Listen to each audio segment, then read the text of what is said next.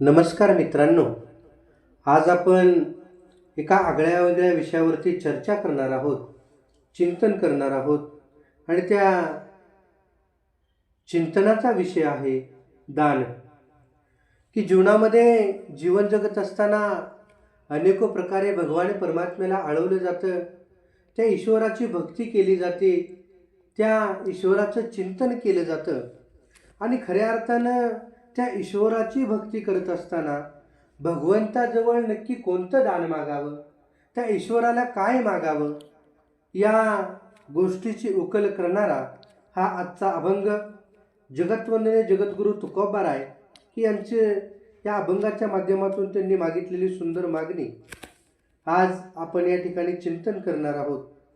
आणि त्या अभंगाचं नाव आहे, हेची दान देगा देवा तुझा विसर न व्हावा, गुण गायीन आवडी हेची माझी सर्व जोडी, न लगे मुक्ती धन संपदा संत संग देई सदा, तुका म्हणे गर्भवासी सुखे घालावे आमासी. की भगवंतापाशी मागणे करताना काय मागितलं पाहिजे, की आपण त्याच्याजवळ नामाचं प्रेम मागितलं पाहिजे, दुसरं काही मागू नका. देवाजवळ मागणे मागताना चूक होऊ नये. की एखाद्या शिक्षकाने विद्यार्थ्यांना वर्षभर उत्तमरीतीने शिकवलं, परीक्षेच्या वेळी परीक्षक कोणते प्रश्न विचारण्याचा संभव आहे हे सांगून त्यांची उत्तरंही सांगून ठेवली, पण परीक्षक परीक्षा घ्यायला आला असता प्रश्नांची उत्तरे विद्यार्थ्यांनीच द्यायची असतात. तिथे शिक्षक हजर असला आणि विद्यार्थी उत्तर चुकीचं देतो आहे हे जरी त्याला दिसलं तरी तिथं त्याला काही बोलता येत नाही. तशी या ठिकाणी आपली स्थिती आहे. म्हणून मागण्याचं काम की भक्तालाच करायचं आहे, तेव्हा त्यावेळी चुकीनं काही भलते सलते न मागता, की हे तुकाराम महाराजांनी आम्हाला केलेला इशारा आहे. कोणतीही परिस्थिती असली तरी त्यात भगवंताचे स्मरण ठेवावे, म्हणजे बऱ्या वाईट गोष्टींचा परिणाम मनावर कमी होतो. मनुष्यावर संकट आले की तो घाबरतो, परंतु परमेश्वराचे अस्तित्व मानणाऱ्यांनी तरी असं करणं योग्य नाही. एखादा लहान मुलाच्या बापाने डोक्यावर पांघरून घेऊन बागुलबुवा केला तर ते मूल भेटतं, पण पांघरुणाच्या आत आपला बापच आहे ज्यावेळी त्याला समजतं त्यावेळी तो घाबरत नाही. त्याप्रमाणे प्रत्येक व्यक्तीने आपल्या बाबतीत घडणाऱ्या बऱ्या वाईट गोष्टी परमेश्वराच्या किंवा आपल्या गुरुच्या इच्छेने होतात ही जाणीव ठेवावी, म्हणजे त्याला भीती किंवा दुःख वाटणार नाही. त्याचबरोबर चांगल्या गोष्टी घडल्या तरी त्याबाबत आनंद अतिरेकी होणार नाही. याकरता सदा सर्व काळ भगवंताचे चिंतन करावे. आपल्या विचाराने ठरल्याप्रमाणे झाल्याचे सुखच मिळते असे नाही. काही वेळेला आपल्या विचाराच्या उलट होऊनही मागाहून तसे झाल्यानेच बरे वाटते. म्हणजे कोणत्याही गोष्टीचे सुखदुःख तात्काळ कळत नाही हेच खरे. म्हणून की जरा वेळ थांबून सुख किंवा दुःख मागून घेऊया. कर्ज फिटताना जसा आपल्याला आनंद होतो तसा देहभोग भोगताना आपल्याला आनंद झाला पाहिजे. प्रारब्ध टाळणे म्हणजे लोकांचे कर्ज बुडवणेच होय. आपला म्हणजे मीपणाचा नाश आणि प्रारब्धाचा नाश बरोबर होतो. भगवंता, प्रारब्धाने आलेल्या दुःखाचा दोष तुझ्याकडे नाही, तर त्या दुःखामुळेच तुझे अनुसंधान टिकत असेल तर मला जन्मभर दुःखामध्येच ठेव, असे कुंतीने भगवंताजवळ मागितलं. यातले मर्म ओळखून मागावं आणि काहीही करून की भगवंताच्या चिंतनात मननात राहण्याचा प्रयत्न करावा. ही सुंदर अभंग आहे आणि या अभंगामध्ये संत तुकाराम महाराज म्हणतात की हेची दान देगा देवा तुझा विसर न व्हावा. की सुंदर मागणे मनाला सुंदर वाटतं. की महाराजांनी भगवंताजवळ मागितलं काय? ना धन मागितलं, ना मान मागितला, ना कीर्ती मागितली, ना कोणत्या गोष्टीचा हव्यास मागितला. की भगवान परमात्म्याजवळ जगतवंदनीय जगद्गुरू तुकोबाराय तुझा विसर होऊ नये, म्हणजे सदैव माझ्या मनामध्ये भगवान परमात्मा तुझं नाव राहो. उठता बसता खाता पिता या भगवान परमात्म्याचं चिंतन व्हावं. की ही मागणी खऱ्या अर्थानं संत तुकाराम महाराज म्हणतात की जसं आग जळते पण तिचं उष्णत्व कधी सोडत नाही, त्याप्रमाणे भक्ताचं मन देवात एकरूप झालं की तो संसारात राहूनही देवाला विसरत नाही. की हा अभंग आपल्याला शिकवतो की भक्ती म्हणजे केवळ मंदिरातली पूजा नव्हे, तर ती खऱ्या अर्थानं मनाची स्थिती आहे. की जीवन जगत असताना की जसं एखादी आई घरातील अनेको कामं करत असते आणि काम करत असताना तिचं चित्त मात्र छोट्याशा मुलाकडे असते. की तो मुलगा उठला तर नसेल ना, तो मुलगा रडत तरी नसेल ना, त्या मुलाला भूक तरी लागली नसेल ना, अशा अनेक प्रश्नांची काळजी त्या आईच्या मनामध्ये असते. परंतु हातानं ती आई घरातील सर्व कामं करत असते. अगदी त्याप्रमाणे जगद्वंदनीय जगद्गुरू तुकोबाराय सांगतात की हा संसार आहे, हा प्रपंच आहे, ही दिवसाची सगळी दिनचर्या आहे. ही सगळी दिनचर्या जपत असताना, या परिवारातील जबाबदारी सांभाळत असताना की ते दान मला दे, की तुझा विसर कधी होऊन देऊ नकोस. या मोहमायेमध्ये जीवन जगत असताना की मोहमायेच्या प्रवाहाबरोबर न वाहता की भगवान परमात्म्याच्या चिंतनामध्ये मन रमावं. की ह्यासाठी पहिल्या चरणामध्ये त्यांनी सांगितलं की खऱ्या अर्थानं हेची दान देगा देवा, तुझा विसर न व्हावा. की एक सुंदर दृष्टांत आपण पाहूया की ज्याप्रमाणे पूर्वीचा काळ होता आणि पूर्वीच्या काळामध्ये पाणी आणण्यासाठी घरातल्या स्त्रिया बाहेर जायच्या. एक मोठा हंडा, त्याच्यावरती छोटा हंडा, त्याच्यावरती अजून एक छोटी कळशी असायची आणि कमरेवरती अजून एक कळशी असायची. या अशा प्रसंगामध्ये सुद्धा की ती महिला पूर्ण समतोल साधत शेजारणीबरोबर बोलत गप्पा मारत तो रस्ता पूर्ण करायची. म्हणजे काम जरी चालण्याचं चाललं असलं तरीही तिचं लक्ष मात्र त्या डोक्यावरील भरलेल्या हंड्याकडे होतं, भांड्याकडे होतं. की तद्वत मित्रांनो, जीवन जगत असताना या सगळ्या जबाबदाऱ्या पार पाडणं हे तर आमचं कर्तव्यच आहे. पण ह्या कर्तव्याबरोबरच भगवान परमात्म्याची जर साथ असेल, चिंतन असेल, अध्यात्म असेल, तर मग खऱ्या अर्थानं आमच्या भक्तीचा मार्ग सोपा होणार आहे, हे यातून आपण शिकूया. त्याच्या पुढे जाऊन त्यांनी सांगितलं, गुण गाईन आवडी हेची माझी सर्व जोडी. हे संत तुकाराम महाराज सांगतात की देवा, तुझी महती गाणं, तुझं गुण गाणं, तुझं चिंतन करणं हे खऱ्या अर्थानं माझं दागिनं, हेच माझं वैभव आहे. आज लोक सोनं, गाड्या, इमारती, पैसा, प्रतिष्ठा, मान, सन्मान या सगळ्यांना वैभव समजतात. पण संतांचं जर वैभव काय असेल, तर संतांचं वैभव म्हणजे नामस्मरण आहे. की एकदा पंढरपुरामध्ये एक गरीब भक्त विठ्ठलाजवळ गेला आणि विठ्ठलाला म्हणाला की माझ्याकडे तुला देण्यासाठी काही नाही, माझ्याकडे दागिने नाहीत, माझ्याकडे पैसा नाही, माझ्याकडं सोनं नाही.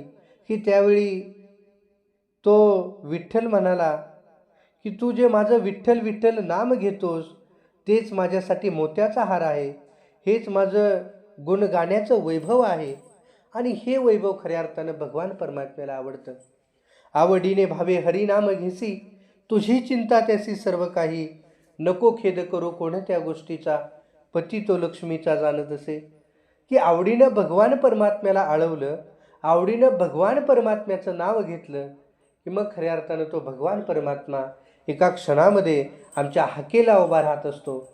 आणि तशीच या भगवान परमात्म्यानं अनेको संतांच्या जीवनामध्ये आला आणि या संतांच्या जीवनाचा उद्धार केला.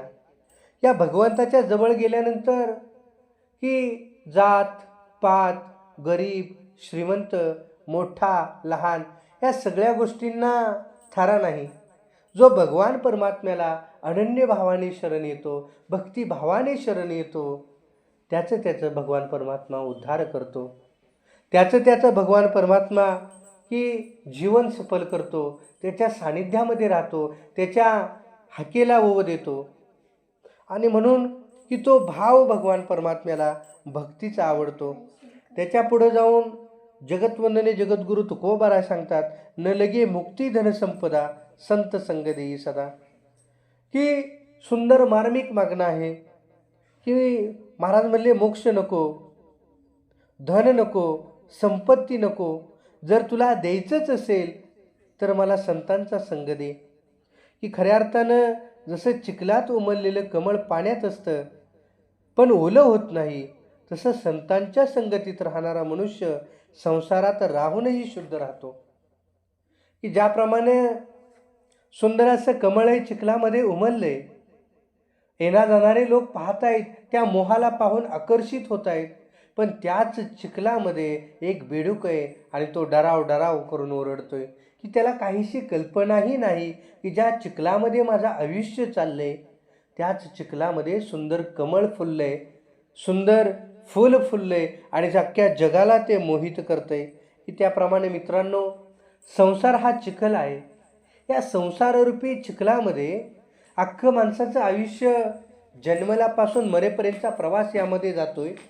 हे जमा कर, ते जमा कर, ते जमा कर, पण एका क्षणाचीही त्याला कल्पना नाही की या संसाररूपी चिखलातून की अध्यात्मरूपी कमळ फुललेलं आहे. भगवान परमात्म्याचं चिंतन केलं पाहिजे, नामस्मरण केलं पाहिजे, त्या भगवान परमात्म्याला आळवलं पाहिजे, आठवलं पाहिजे आणि मग खऱ्या अर्थाने त्या चिखलातून बाहेर निघून की खऱ्या अर्थाने त्या कमळाचा आनंद आम्हाला मिळणार आहे, अध्यात्माचा आनंद मिळणार आहे. की त्या पद्धतीनं जगद्गुरू तुकोबारायांनी सांगितलं की जीवनामध्ये धन नको, संपदा नको, मुक्ती नको, जर ईश्वरा तुला द्यायचंच असेल तर मला संतांचा संग दे. कारण की जीवनामध्ये संतांची संगती मनोमार्ग गती, आकळावा श्रीपती येणे पंथे. संतांचा संग जर जीवनामध्ये असेल की खऱ्या अर्थानं अहंकार येणार नाही, मीतूपणाची बाधा होणार नाही. जीवन प्रेम, नम्रता, सहनशीलता, विशालता, उदारता या दैवी गुणांनी संतांचं जीवन भरलेलं असतं. संत उदार उदार भरले अनंत भंडार. की संत उदार आहे आणि या संत गुणांचे ग्राहक आहेत. की संतांपाशी कोणाचे दोष नाहीत, संतांपाशी कोणाचा अहंकार नाही, संतांपाशी कोणाची निंदा नाही. संत हे गुणांचे ग्राहक आहेत, प्रेमाने गजबजलेले आहेत, नम्रतेने ओतपत भरलेले आहेत. आणि त्यामुळं त्या संतांचा जर संग मला ईश्वरा देणार असेल तर खऱ्या अर्थानं की ते मागणं. संत तुकाराम महाराज म्हणतात, जसं एखादं लाकूड जर सुवासिक चंदनाच्या झाडाला लागून राहिलं तर त्यालाही सुगंध येतो, तसंच संतांच्या सहवासाने माणसाचं मन सुगंधित होतं. आणि म्हणून त्या ईश्वराजवळ संतांचा संग जगद्वंदने जगद्गुरू तुकोबाराय मागतात. त्याच्या पुढे जाऊन त्यांनी सांगितलं की तुका म्हणे गर्भवासी सुखी घालावी आम्हासी. की जसं गर्भामध्ये असलेलं बाळ सुरक्षित असतं, तसं मला तुझ्या सानिध्यात सुखात ठेव. की हीच खरी भक्ताची अंतिम अवस्था आहे आणि पूर्ण आत्मसमर्पण आहे. की खऱ्या अर्थानं ईश्वरा तू माझा रक्षक, तूच माझं घर आणि तूच माझा श्वास आहे. जीवनामध्ये जर तू संतांचा संग देणार असेल, तुझ्या संतांच्या सानिध्यामध्ये जर जीवन सफल होणार असेल तर गर्भवासही मी आनंदानं ॲक्सेप्ट करेन, गर्भवाससुद्धा स्वीकारेन. हेच मागणं खऱ्या अर्थानं त्यांना मागितलं. की मित्रांनो, या अभंगातून की आजच्या जीवनाचं आमचं नातं खऱ्या अर्थानं कसं असावं. आजच्या काळात माणूस देवाला विसरतो आणि नंतर म्हणतो मनशांती नाही. मित्रांनो, आपला मोबाईल जर 8 तास चार्जिंग टिकायचं असेल तर त्याला काही क्षण, काही काळ त्या इलेक्ट्रिसिटीला जोडून ठेवावा लागतो, तेव्हा त्याची बॅटरी 8 तास 10 तास कार्य करते. की तसंच आमच्या मनाची सुद्धा बॅटरी जर चार्जिंग करायची असेल तर या भगवान परमात्म्याच्या चिंतनामध्ये, या ईश्वराच्या सानिध्यामध्ये काही वेळ बसावं लागेल, चिंतन करावं लागेल, नामस्मरण करावं लागेल. आणि मग खऱ्या अर्थानं आमच्या जीवनाची नौका पहिले तीराला जाणार आहे. या आमच्या जीवनाची बॅटरीसुद्धा चार्ज होणार आहे. की देव विसरला म्हणजे सर्व काही हरवलं, देव आठवला म्हणजे सर्व काही सापडलं. की ज्यावेळी आपल्याला ईश्वराची आठवण होते त्यावेळी खऱ्या अर्थाने या मोहमायेतून जागं होऊन आपण त्या भगवान परमात्म्याजवळ आलेला असतो. आणि म्हणून तुकाराम महाराज आपल्याला शिकवतात, भक्ती म्हणजे मागणं नव्हे तर ती आभाराची भावना आहे. त्यांनी देवाकडं नाही मागितलं की पैसे दे, सत्ता दे. त्यांनी सुंदर सांगितलं की हेची दान देगा देवा, तुझा विसर न व्हावा. की हाच आमच्यासाठी मित्रांनो जीवनमंत्र आहे. सत्संग, नामस्मरण, गुणगान ही 2-3 मागणी आहेत, ती ईश्वराला मागूया. आणि खऱ्या अर्थानं की क्षणभंगूर जीवन आहे, त्या जीवनाचा की प्रत्येक क्षणाक्षणाला आनंद लुटण्याचा प्रयत्न करूया. धन्यवाद.